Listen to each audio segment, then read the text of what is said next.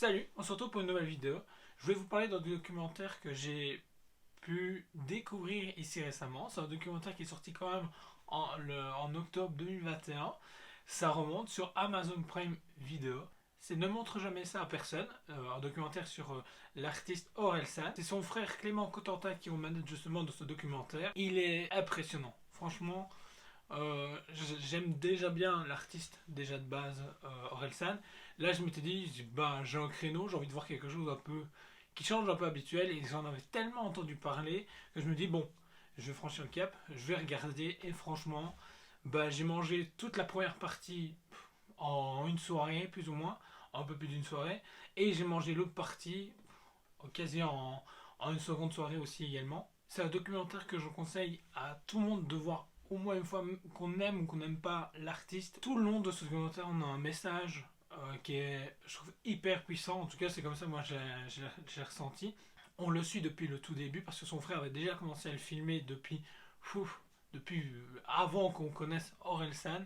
Donc je trouve ça très intéressant parce qu'on voit vraiment que c'est quelqu'un qui s'est toujours donné à fond, qui avant de pouvoir vivre d'un rêve, bah, il a décidé de faire des boulots à côté pour pouvoir justement, bah, se nourrir lui-même et financer, bah, du matos à gauche et à droite, et qu'à chaque fois il n'a pas lâché prise parce qu'on peut voir tout le long justement qu'il y a eu beaucoup de choses qui se sont mis en travers de sa route, et des fois pas tout petit, hein, jusqu'au point où ça a été la justice pour une titre de sa chanson qui a été sortie de son contexte et qui a été exagérée, alors que c'est qu'une chanson, je veux dire, c'est une liberté d'expression qui peut y avoir dessus. Ça nous montre clairement à quel point l'artiste a évolué au fil du temps de ses albums. C'est passé de quelque chose de très punchline au début à des histoires qui racontent notre société du coup, et qui montrent comment lui la voit, et ose dire justement ce que pense tout bas, bah, tout haut et à l'écran et devant des millions de personnes. Donc je trouve ça extraordinaire. Ça nous montre aussi le syndrome des fois de la page blanche, et puis il y a le fait aussi que son dernier album a été composé durant le Covid, donc montrer tous les problèmes qui a été liés à cause de ça. Et puis même lui, il avait une attente tellement énorme parce que la fête est finie, était déjà un carton plat, que bah, son album qui est Civilisation, il voulait quelque chose d'aussi impactant, aussi fort. Tout le long de ce documentaire, ça nous apprend que bah, si on a un rêve et si on a envie de faire quelque chose, il faut y croire et se battre jusqu'au bout. Et je trouve juste ce message et le fait qu'on ait des images, pas simplement un jeu d'acteur qui est joué tout le long par une autre personne qui aurait ça. Non, c'est un documentaire qui suit depuis des dizaines d'années à l'heure actuelle. Bah, je trouve ça plus intéressant et plus impactant. Personnellement, je me suis dit, ok, bah, c'est bien d'avoir une vision comme ça. Ça montre comme quoi, là où il en est, il s'est battu pour et il le mérite clairement. Et je trouve que bah, du coup, bah, on doit en apprendre une leçon. C'est quelque chose qui fait vraiment bien à se dire que, bah oui, si j'ai un rêve ou quoi, si on y croit et qu'on bosse pour, il y a forcément moyen d'y arriver. Il faut juste bosser, y croire et pas lâcher, même si on doit attendre 5, 10, 15 ans pour réaliser peut-être ce rêve. Il faut s'y accrocher. Et si on s'y accroche et qu'on se bat pour et qu'on se donne tous les moyens, bah, il y a possibilité d'y arriver. Et personnellement, ça m'a permis de réaliser que pour mes projets personnels, que ce soit en milieu de bande dessinée ou bah, niveau vidéo, en fait, le problème n'était pas forcément les autres, mais c'était moi-même.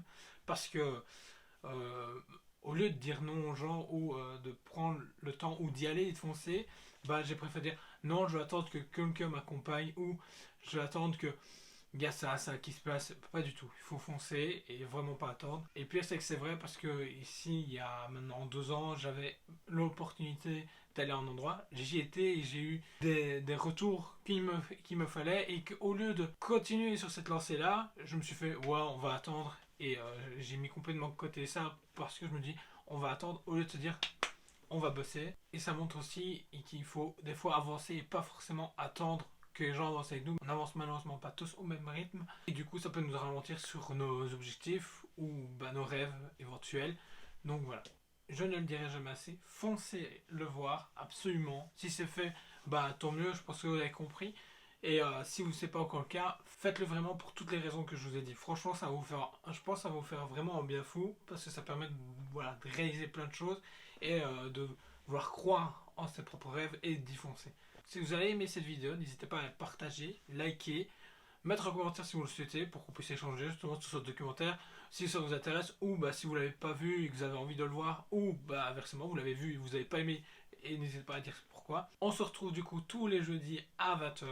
Voilà, c'est notre rendez-vous quotidien à l'heure actuelle. Du coup on se dit ciao.